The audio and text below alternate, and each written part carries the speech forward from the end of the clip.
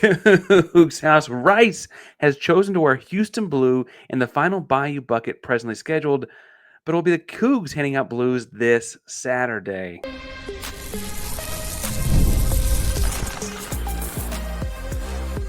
You are Locked On Cougs, your daily podcast on the Houston Cougars, part of the Locked On Podcast Network, your team every day. Welcome to Locked On Cougars, the podcast about your Houston Cougars. I'm your host, Houston-born teacher and coach Parker Ainsworth, joined by Steve Helwick of Underdog Dynasty to talk all things Houston and Rice and the Bayou Bucket this weekend. Today's show is brought to you by our buddies over at Mazda. We got more on that fun later. Fun because I actually drive a Mazda. That part is fun. But Steve, I've been asking people all week, what's your favorite rice dish? Favorite rice dish, I would say orange chicken is an elite dish. I get orange chicken every time I go to the Yard House, which is very good there. A little pricey, but I would not expect Yard House orange chicken to be interesting. Okay, there you go. Fair enough. Yeah, it has like those small like corn on the cob things in it too, and broccoli. It's a really good dish at the Yard House. So yeah. Also works really well with Trader Joe's orange chicken. None of these are sponsors, but I like to shout out those because those are some of the best dishes you can have with rice is orange chicken. Yeah, we're talking about eating rice because it is Bayou Bucket week heading into Rice this weekend. A technical road game for Houston. We'll talk about the line and that in the third segment. I want to make some predictions. Second segment as well. That might bleed into the third with the line and from our buddies over at FanDuel. But I want to open here, Steve, as I look at Rice, feels like they're making this game a big deal. They're breaking out their Houston blue uniforms. It's a home game for them. It is the last scheduled Bayou Bucket game. Both teams do not have the other on the non-conference slate in the foreseeable future. It could still get added, obviously, right? But as someone who covers both programs and a number of other programs through Underdog Dynasty, check out what Steve does with them. But do you feel like Rice has like circled this one on their schedule for a long time, or is it just the second game of the season for them against a Power 4 opponent? I think this should just be circled on the calendar for both teams. It is a crosstown rivalry that is on its last legs. I mean, we've seen a few of these in college football recently. One that I'd say is somewhat equivalent status was the Cincinnati-Miami, Ohio victory bell last year. That was the longest non-conference rivalry in college football. They'd been playing each other since the 1800s. And then all of a sudden, those two nearby opponents just stopped playing last year because Cincinnati has to only play 3 non-conference games with its Big 12 schedule. So Houston's in the same boat there. So this is a huge game because it's for the city of Houston. I think the fact that Rice won the last one at Rice Stadium and there's still players on Houston's roster that know what a Rice win looks like is big, because I think if Houston was just winning this every year and that win streak was still going, it's a little easy to look past this. But Houston got that Bayou Bucket back last year, and now they need to do it on the road for the first time since 2021. So I think that also looms large. And whoever gets this bucket just keeps it in their facility for who knows how long. So that just makes it a lot longer. I mean, Rice had that thing on display everywhere in 2023. I'd walk into the press conference room after they play East Carolina or something, and that Bayou Bucket is there on full display. So, I mean, you want that in your facility for the foreseeable future. So this game is definitely a big one for both teams. And also, stat I pulled today, this is the first ever Bayou Bucket. They've played 46 times.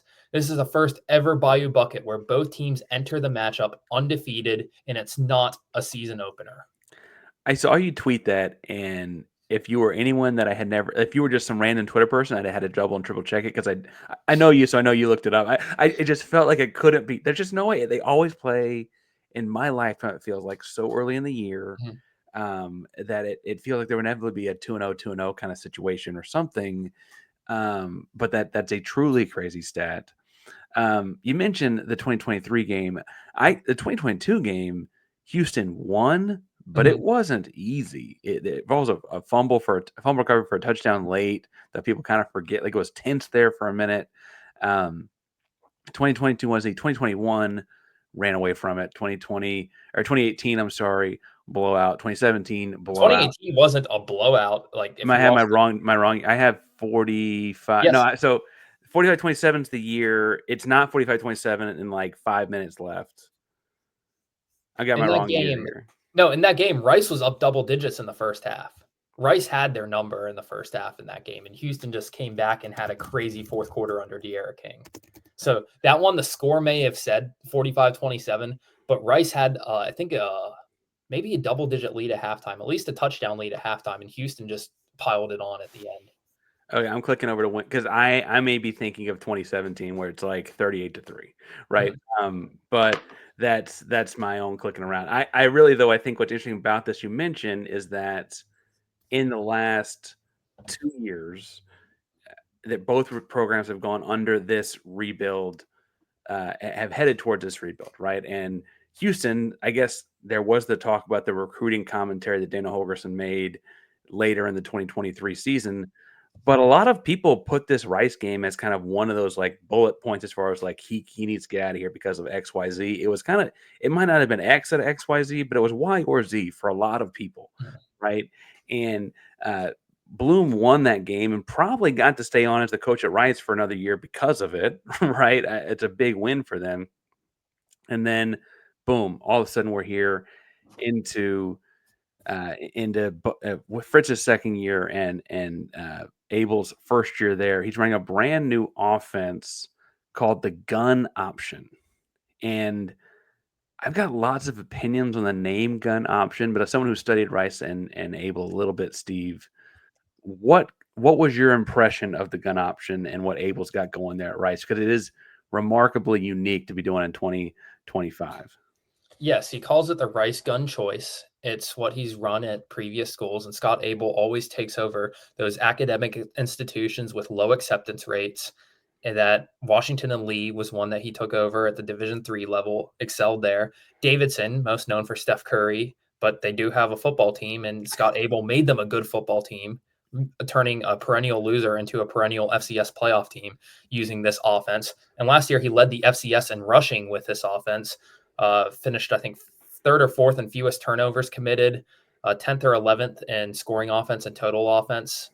And I mean, he had high ranks everywhere offensively with this team. And that's one thing that really attracted Rice to hiring Scott Abel. Abel described this offense to me as if you married the Nebraska Tom Osborne 90s option offense with the spread up-tempo attack that Chip Kelly ran at Oregon. So if you combine those, then you get Rice's Scott Abel offense. So it debuted against Louisiana, and there were mixed results, but the most important thing that Rice got was the W on the road at the reigning Sun Belt West champions home stadium, a brand new renovated field with a pretty good crowd there. So yeah, they got 2 touchdowns in that opener. A lot of pre-snap eye candy. There's motions on every play. There's nothing vanilla about it. You have to have really good eye discipline, because if you watch Rice's second touchdown that game, which is a jet sweep to Aaron Turner, you see that only happens because the safety's biting on a fake jet sweep the other way. And that's the only reason that Rice gets that touchdown. So there is a lot of things the defense needs to keep tabs on for, because there's a lot of different ball carriers that can touch the ball on every play. I want to get to predictions on who is going to make big impacts on this game in a second, right? But before we get to the break and get into that, who is one player you're thinking that Rice really wants to put in conflict on the Houston, like really wants to try and use that eye candy to distract person X on Houston's defense? I'm going to say that it'll be one of those slots, the Tyson Thompson, Aaron Turner, and Drayden Dickman. They're running from left to right, right to left every single play with a fake jet sweep being somewhere in there. Sometimes there's a real jet sweep there. So a lot of times they're trying to stretch the field horizontally with those guys, and that's one thing this offense does. Rice, I thought after watching their practice and talking to some of their players before the season that they would try to stretch the field vertically more, because Liberty runs a kind of a similar spread option attack. And when Liberty throws, they throw 15, 20 yards down the field. But Rice didn't really have that long throw game other than one 23-yard completion to Drayden Dickman. The Owls didn't really complete any long passes throughout the entire game.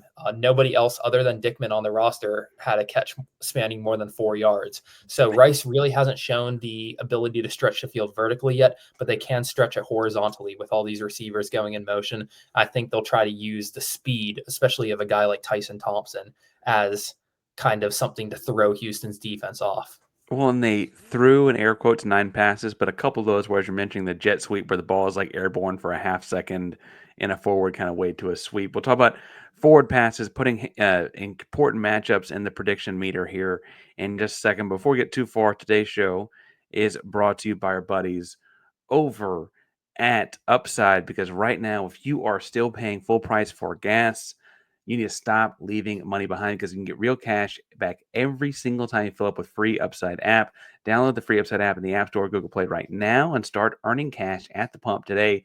Use limited time promo code FOOTBALL to get an extra 25 cents back per gallon on your first fill up. You can make up to $300 a year just from buying the gas you already need. I thought it was too good to be true, but it's totally, actually, this app does make me money. It's just very legitimate, but real people are getting paid, real people, myself included, just to make their daily commutes, and you can too. Plus, you can cash out anytime to your bank account, PayPal, an e-gift card for Amazon or other brands that you might use more often. Now, don't let this offer drive by. Download the free Upside app now using the limited time promo code FOOTBALL for a limited time 25-cent per gallon bonus. That's promo code FOOTBALL. Offers vary by user and location. Go to upside.com for terms and conditions. Also mentioned today's show is brought to you by Mazda. This is Mazda's Moving the Game Forward, brought to you by those who believe it's not just about playing the game, but more about redefining it. As the Houston Cougar football program has done so many times, these moments do more than just win. They push what's possible. They remind us that they can go the extra yard, shift into that extra gear, and even keep the game moving forward. Now, whether it's the big kickoff return against SMU, or even Case Keenum throwing for nearly 20,000 yards in college, you go back to the air raid, you go back to the veer. Houston's been at the forefront of moving forward and being bold, and that is what Mazda's here to do as well. You follow what moves you. The unexpected is only the beginning, and just like there's more to every highlight, there's more to a Mazda vehicle. Mazda, move and be moved. Park Ranger joined back by Steve Helwick. Steve, you mentioned a lot of movement from outside perimeter guys in this game, and looking at how they're going to use those guys to put Houston in conflict, right? If you're going to predict, if I said, okay, Houston wins this game and someone on the defense had like a career night, who's that guy based on how unique this Rice offense is? I would say that would be the same guy that led Houston in tackles last game, and that's Jalen Garner, who's really stepped out at that weak side linebacker position this year. Garner was kind of buried on the depth chart last year. Houston had good veteran linebackers in Jamal Morris and Michael Batten. Michael Batten especially, who played that role last year. He was Houston's do-everything guy. He was a backfield menace. He was good in coverage. And I think we're starting to see some of those qualities pass down to Jalen Garner as a new starter takes that role. Garner had a great game. He had a career high in tackles against Stephen F. Austin against an FCS opponent. And I think that this is an offense that the linebackers really need to step up and stop, especially those on the outside. I think that this matchup plays into a potential big game for Jalen Garner. I mentioned eye discipline earlier. That's going to be something that he's really going to have to watch, is where the ball's going. You have to predict and read and react really quickly to this Rice offense. So Jalen Garner is going to need to do that in order to have a career game. And once again, Rice did not score a single second half point against Louisiana, and they had a lot of 3 and outs. So what Houston really has to do is they have to stop Rice on some of these initial downs. First and second down, force them into throwing situations on third down, because Rice has not proven the ability to move the ball vertically yet in this offense. I think Jalen Garner is probably the more central focus as a linebacker in the box. You mentioned eye focus and discipline, and focus on getting him into third and long situations. And maybe it's because the big hit he had last week, I am excited to see what Trey LaTrevion McCutcheon does this weekend, because, look, all credit to Louisiana. Formerly Ooh La La is a program better than they were a couple years ago. Coming off of a good season last year, I guess should say, LaTrevion is a different kind of athlete than anyone on that roster. I feel like he could be a guy that makes a big tackle for loss, a big time play in this. Are they just going to option him and not block him? Well, after watching Rice do this now and studying it a little bit, do they have any answer for LaTrevion?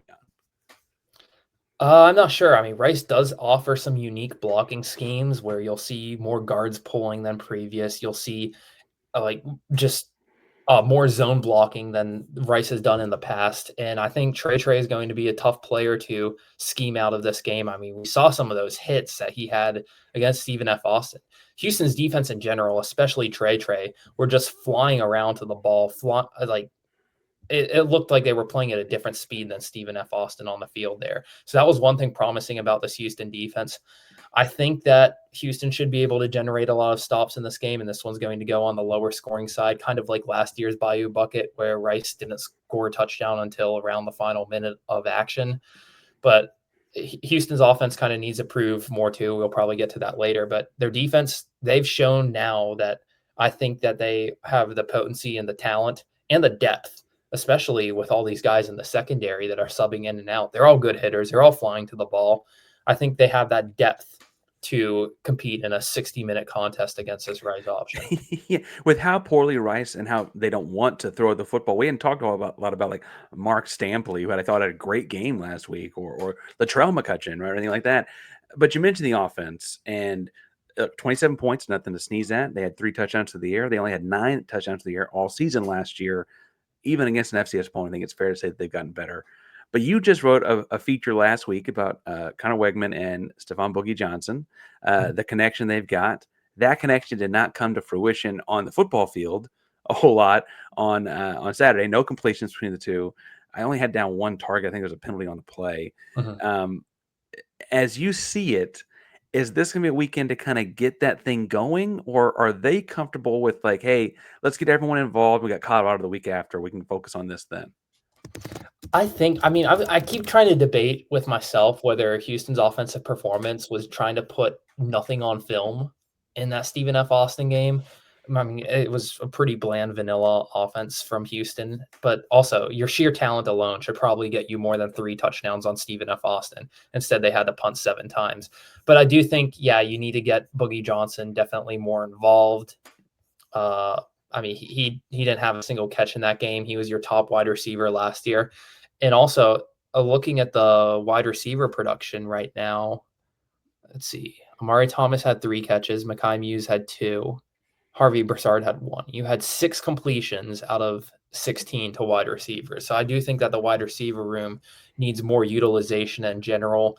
Houston last year, they didn't really throw beyond 10, 15 yards too often with success. You saw a lot of dump offs to the running backs, a lot of screens to Mekhi Muse, Boogie Johnson, and the receivers. I kind of want to see Houston stretch the offense vertically more. I loved the fact that Connor Wigman's first throw as a Houston Cougar was a deep shot. Deep shot to Kobe. I thought while that ball was in the air, Steve, I was so excited. I love the fact that they went bold with that. And that should be a good sign going forward, that they don't have the fear of going deep with Connor Wigman. They trust him. They trust him to make those throws.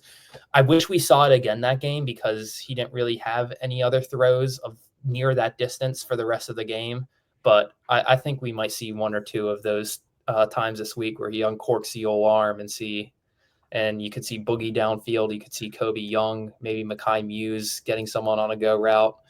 We'll see, but the wide receiver room definitely needs more utilization here. But Rice ran like a switchy, rubby kind of scissor look that got Muse a jump on the end zone. And I like Mekhi a lot. He's also a fantastic kid. I don't know that I'm throwing him a jump ball, and that's just not what I think his strengths are as a 5'8" receiver. I frankly would look back to Tanner Cozell at 6 bajillion feet tall. He's a giant. I wonder had the Kobe connection happened, if they'd have gone deep again, or if that kind of backed him off of the rest of the night. Just the way game flow and game script happens. Do you think that you mentioned that there's a chance they go vanilla again before Colorado? Do you think that need to test out their gadgets and tools, or should they really just put them in the back pocket? Well, one, I don't know what Slade Nagel really like how much more he can kind of spice this up. I remember watching Tulane's offense in 2023, and it was a very plain offense, but the Greenway had talent to run that plain offense. They had a very good offensive line. They had Mekhi Hughes, who was top 10 in the country in rushing. You had Michael Pratt, a veteran quarterback back there. Now, they never lit teams up with 40 points. They never scored 40 once that entire season. They still churned out 11 wins, kind of playing more of a complementary style offense that was efficient enough to win its game. So I want to see how much Houston can spice things up under Slade Nagel. I'd like to see a little more creativity in the running game. And also, another thing that Houston really has to its advantage offensively is you have a lot of good receivers at the running back position. We know Stacey Snead's capable of it. Jamarian Burnett, holy cow, what a touchdown he had in week Didn't know one. he had it in him. Did not know he had it in him. I mean, you lose Sanford for the season, which is definitely a bummer, but the Dean Connors, former Rice Owl Dean Connors, was second in the FBS last year in receptions among running backs, only trailing Syracuse's LaQuint Allen. In fact, he entered bowl season ranked first among running backs in reception. So I'd like to see how much Houston kind of replaces maybe some of the run with screens to some of the running backs, because Rice's front could actually stop this run game. I think that is one thing that Rice's front, with a 345-pound Blake Banish commanding so much attention in the center, and given how Houston's run blocking looked last week, I think that's an area of the game that Rice might actually get an advantage over. So Houston, I would kind of recommend exploring these running backs in more ways than just running the ball. Let's talk about the trench play and get into real predictions and how those things transition in just 1 second. Before we get to there, today's show is brought to you by our buddies over at DoorDash, because it is almost the weekend, folks. It's time to look back and crown this week's MVP. Who delivered last weekend? Powered by DoorDash can win every Saturday with DoorDash Streaks, saving more every time you order on those streaks. And I know you can order every day once you get started because it's just so easy. These play deliver when it mattered most. Let's break it down. I think that the Cougars DoorDash player of the week last week would have to be Mark Stampley. I know he didn't get the stats, but sometimes as DB, that's honestly because you're covering the guy so well they can't throw it to him. Now, when the pressure was on, he came up with a pick two and came through with no hesitation, no delay. And if you've been watching all preseason long and hearing guys talk, they're really excited about what he can do. Does not feel like Mark Stampley's play was a fluke. He is hopefully going to continue that streak this weekend. And just like he delivered for the Cougs, DoorDash delivers your Saturdays with DoorDash Streaks. You save every Saturday you order, stack up all season long. You can save up to $250, including $100 in DoorDash credits. Order this Saturday. Keep the streak alive. Fuel your game day only with DoorDash. Trench Pie promo through period 11/18. That's November 18th. Now, I will say, go Cougs and go DoorDash. Steve Helwick joined us as an expert on all things college football. Underdog Dynasty, you want to check out his writing, a bunch of programs from all different smaller conferences, but also covers some of the Power 4 stuff in there. Houston guy himself, so he covers both of these programs.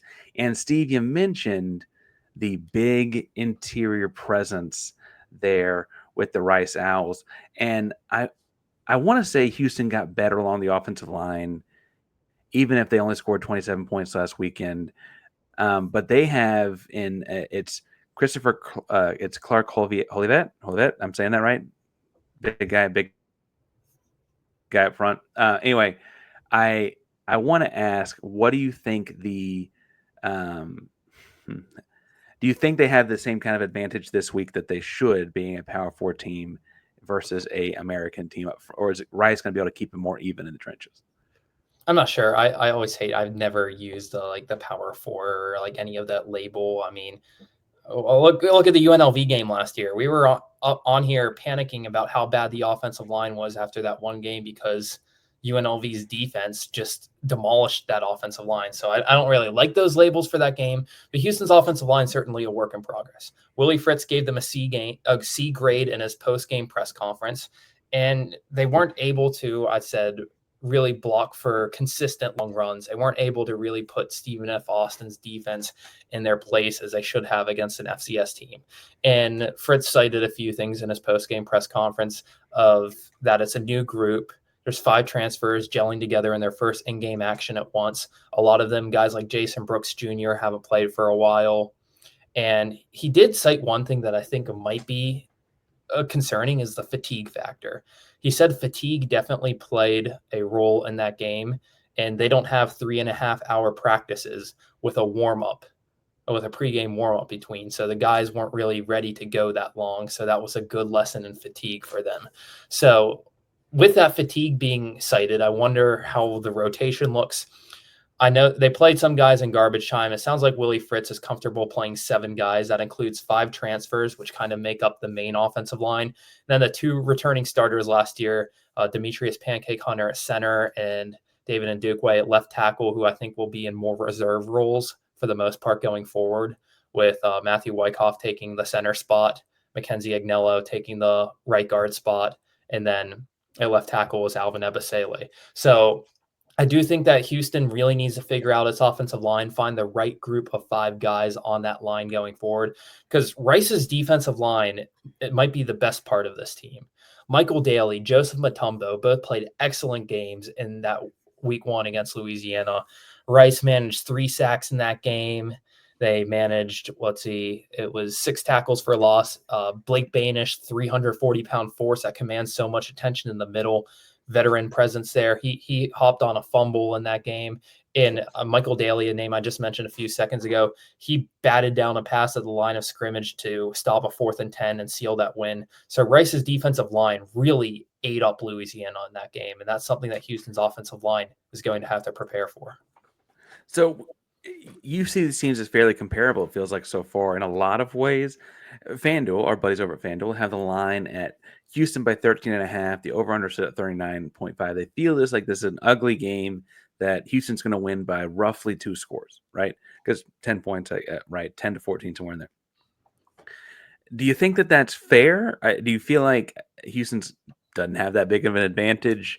Again, you cover both programs, so you're in a unique seat here to kind of make a prediction. I should point out that Steve's prediction is officially going to be published on Underdog Dynasty on Thursday. So if you're listening to this on Thursday, it'll be out around the same time, hopefully.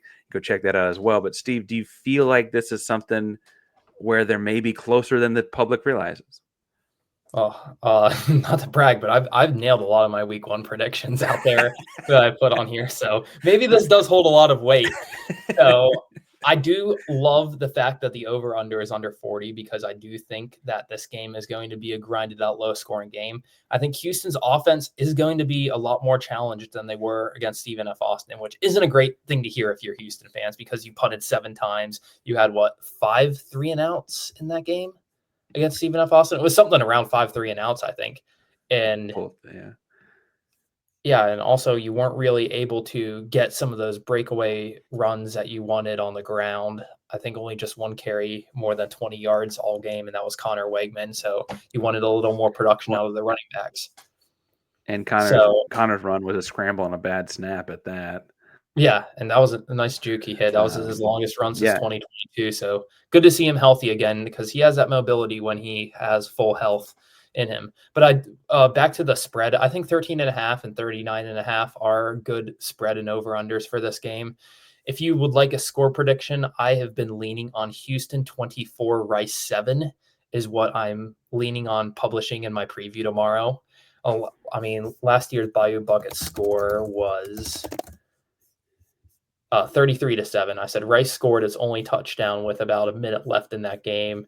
That was one of the better Houston offensive performances of the year. We saw Stacy Sneed get some explosive runs in that game, started the game with a 65-yard run.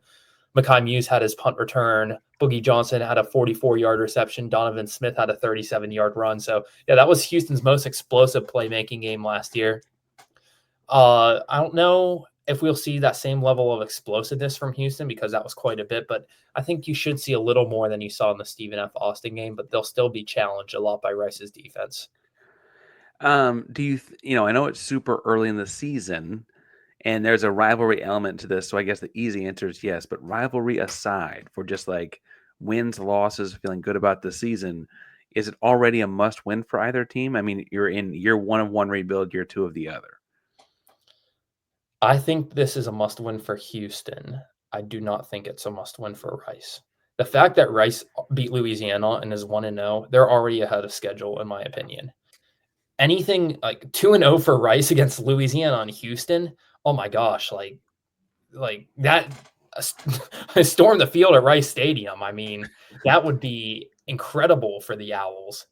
Because the last time Rice started 2-0 was it's been a while. I can't think of it off the top of my head with researching, but it has been a long time since the Owls started 2-0.